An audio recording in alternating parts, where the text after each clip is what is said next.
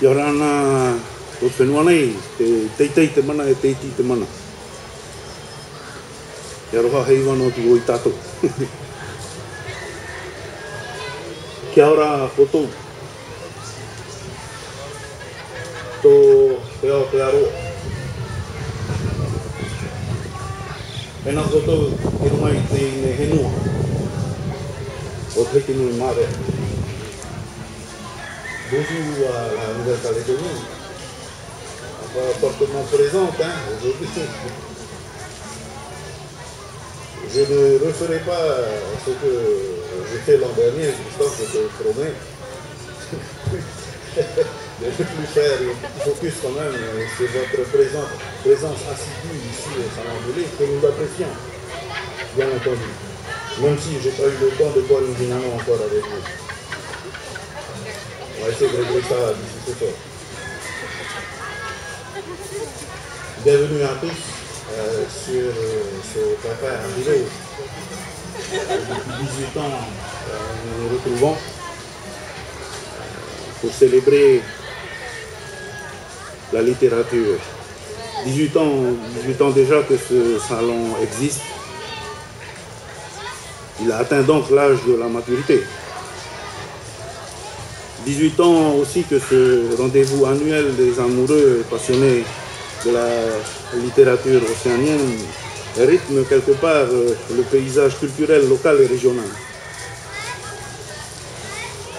J'espère que cette année encore le Salon du Livre battra ses records de fréquentation. Parce qu'il y a 18 ans, c'est une idée un peu folle qui est née ici même entre des discussions entre Mylène que je vois là-bas, Christian et quelques autres personnes,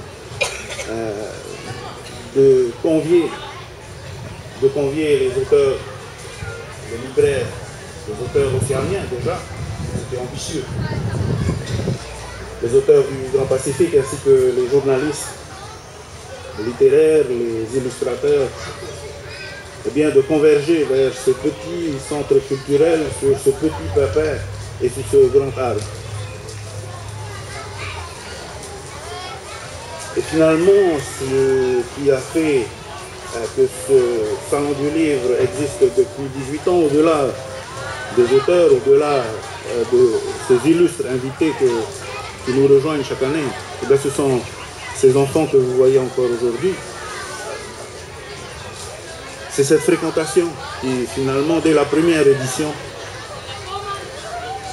nous a donné envie de continuer. Et puis, aujourd'hui, on arrive à des fréquentations qui sont autour de 7000 visiteurs par an, dont environ 4000 à 5000 jeunes issus de nos établissements scolaires. Parce que c'est à eux aussi qu'il faut s'adresser. Organiser un salon du livre dans un pays où l'oralité est encore très présente, c'était effectivement un peu une gageure. Mais je crois que c'est aussi un bel exemple de réussite. Et je voudrais donc remercier ici très fortement la Maison de la Culture que dirige aujourd'hui Hinatea, Anne, et aussi Mylène pour leur engagement, et bien sûr l'association des éditeurs de Créti et des Îles, parce que sans eux, ce salon, bien sûr, n'existerait pas. Quand je dis sans eux, ce sont ces deux entités. Tous réalisent un travail remarquable pour que ce salon puisse voir le jour chaque année. Le Salon du Livre, c'est aussi une plateforme de mise en valeur de création littéraire.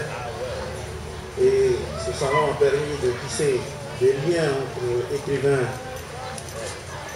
de la région et écrivains de Polynésie française, ainsi que de nombreux auteurs de la région, anglophones principalement, ont vu aussi leur écrit publié en langue française. Parmi ceux-là, je citerai par exemple Patricia Grace, qui est une fidèle aussi de ce salon du livre, Alan Duff, Albert Wen de Saint-Mont, et dernièrement Russell Swaba de Papouasie-Nouvelle-Guinée, ce qui permet aussi à nous, Polynésiens, de découvrir cette autre vision du monde, cette autre vision du Pacifique. Nous sommes un peu trop renfermés sur nous-mêmes pendant quelques années. Et aujourd'hui, je pense qu'il est important, dans la construction de nos personnalités,